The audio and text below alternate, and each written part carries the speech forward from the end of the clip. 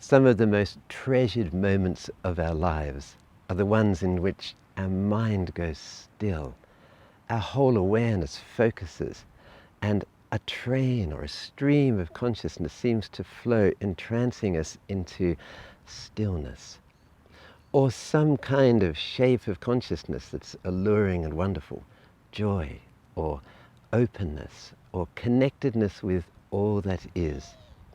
Yoga postures can do that for us, and anyone who's practiced yoga for any length of time will probably have treasured memories of when that kind of came, perhaps almost like magic or by accident, in the middle or just after their practice of a posture or a technique.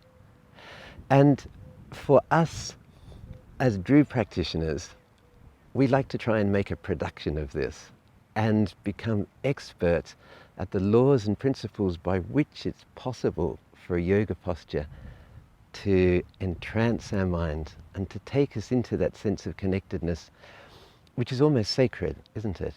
I guess any connectedness is us touching our higher self. And what more sacred experience can we have in our life than that?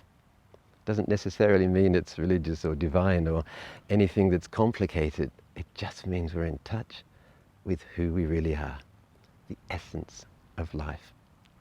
And it's our experience that nearly every posture has got what you might consider a point of stillness, a point of a stream of focus, waiting to be unfolded to you, its practitioner.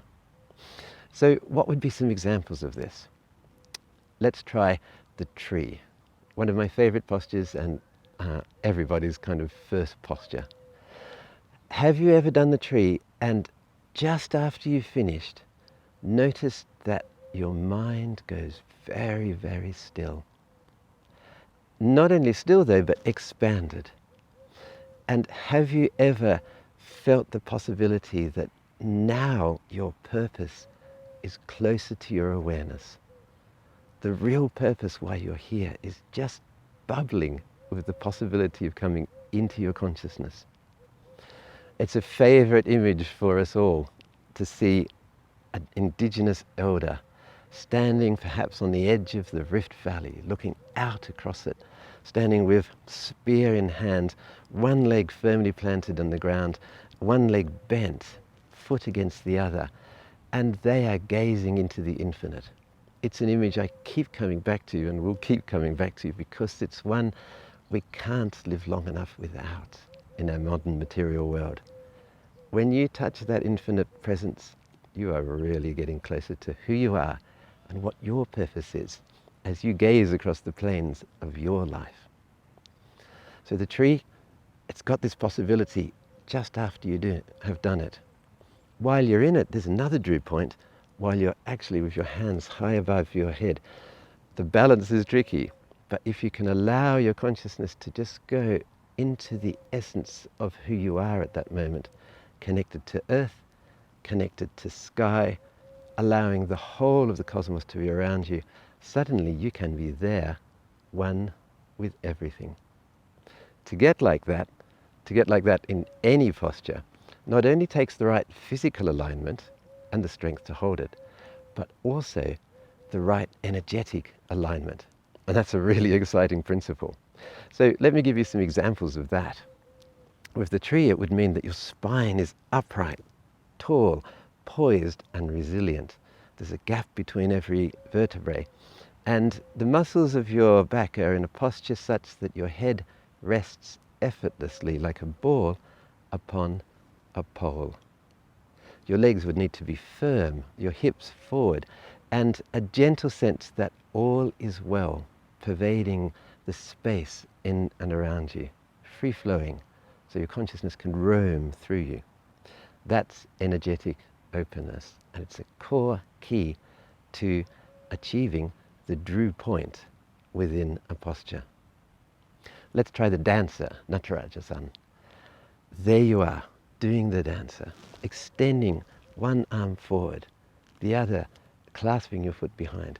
It's a beautiful moment, and there's an amazing potential of energy waiting for you in this posture if you place in your imagination a source of life force in front of you, could be a waterfall, a beautiful, majestic forest, a mountain, or the sun, and visualize energy streaming towards you, life force, vitality.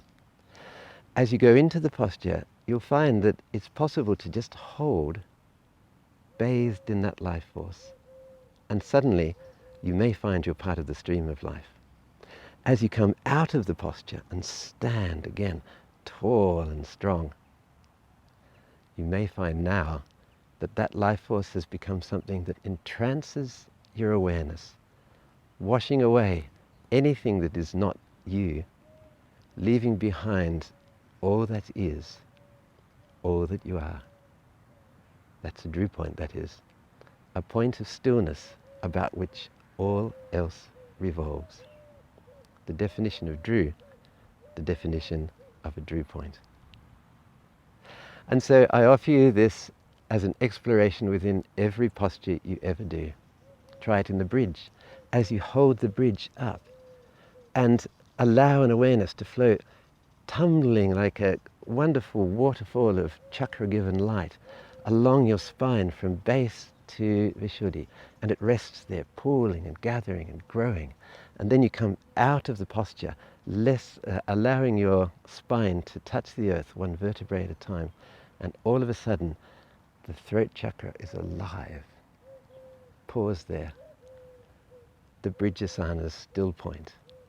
You, alive, with your throat center, able to communicate, healthy and vibrant. Can you see the possibility in every yoga posture?